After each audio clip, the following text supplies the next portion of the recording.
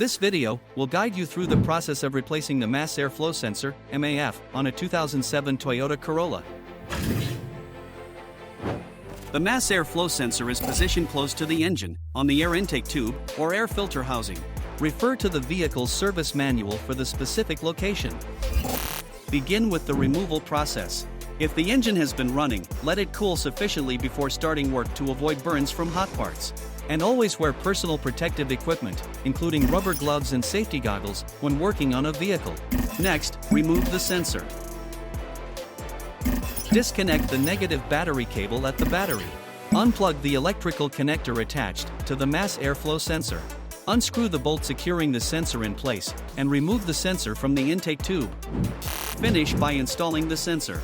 Carefully insert the mass airflow sensor into the intake tube. Secure the sensor in place by tightening the bolt. Reattach the electrical connector to the sensor. Reconnect the negative battery cable to complete the installation. This concludes the procedure for replacing the mass airflow sensor on a 2007 Toyota Corolla. Thank you for watching.